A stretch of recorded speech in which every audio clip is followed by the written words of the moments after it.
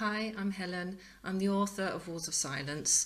I wrote this book to help people understand what women in abusive situations go through. I'd like to read the prologue to you. The Carabinieri found me walking the streets of Rome at 2 o'clock one Friday morning, icy cold sleet whipping my cotton pyjamas against my body, only minutes away from hypothermia. Flashing blue lights suddenly filled my vision, and gentle voices quietly asked me if I was all right. Unable to answer, I let them place a blanket around my shoulders and help me into the back of the police car. I watched the windscreen wipers swish back and forth as we drove through the city, their hissing sound slowly hypnotizing me, until my eyes closed. I knew no more until I woke up in hospital the next day. My breakdown was attributed to my wife's death from cancer only a few weeks earlier. I'm no psychiatrist, but even I could have told them that. After a long talk with the doctor, I was sent home with a prescription for antidepressants and more hospital appointments. As soon as I got indoors, I threw the prescription in the bin, unplugged the phone, and locked myself away from the big bad world outside. I'm told it was quite a spectacular downward spiral, although I don't remember much. I only have vague recollections of a gaunt spectral face staring back at me from the bathroom mirror, of shuffling relentlessly around the apartment as if I was searching for something that could never be found, of making plates of food and then leaving them mostly untouched on the kitchen worktops until they filled every available space and overflowed into the sink. Yes, they were bad times, and I am thankful I can hardly remember them. If it hadn't been for Antonella, I think I would have simply lain down and wasted away until I joined my wife. Antonella, with her long dark hair, her smooth olive skin, and her open, honest smile that lit up her whole face. So like her mother, it hurt me to look at her. She gave me a couple of weeks to wallow in my grief. Then one day she let herself in and quietly began sorting out the apartment. I heard her scraping the congealed food off the abandoned plates, then the clatter of china as she loaded the dishwasher. Quietly, efficiently, she moved around the carpet, cleaning, tidying, sorting, putting some order back into my life as I lay, feigning sleep, on the sofa. My eyes half closed, I sensed rather than saw her standing over me, and I knew that behind her crossed arms and aggressive stance she was smiling. "Your turn, Papa," she said, not fooled for a second by my comatose appearance. Protesting vociferously, I allowed her to guide me to the bathroom, where she handed me soap, shampoo, and electric shaver. "I'll be waiting outside," she said, hands on hips.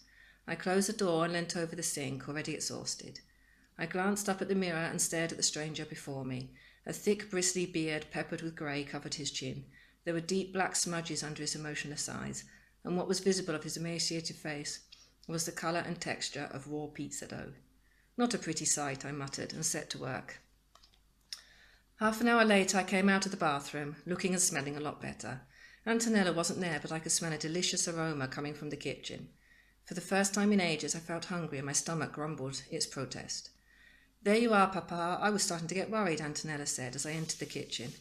She had her back to me and was stirring something in a pot on the stove, which made my mouth water. "It was a mammoth task," I joked, sitting down at the table.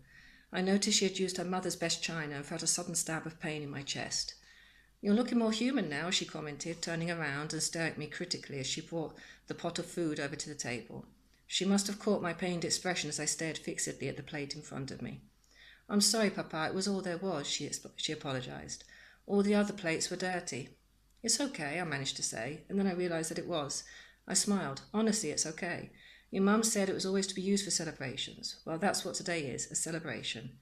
"Here's to the future," Antonella said. She raised her glass of water and smiled at me, then reached over and held my hand, squeezing it reassuringly.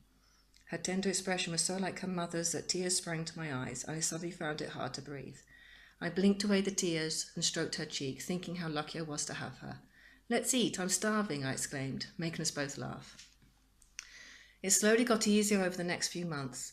Every day I felt stronger, every feat I accomplished brought me one step closer to returning to normality. Antonella dropped by 4 or 5 times a week and phoned me every day, chatting about anything and everything, but really checking if I got out of bed that day. I didn't mind. It would have been only too easy to slide back down into oblivion again. Eventually I felt strong enough to face the last hurdle in my healing journey. I called Antonella. "Will you come and stay the weekend?" I asked her. "I want to sort through your mum's things." There was silence and Antonella's voice, sounding worried.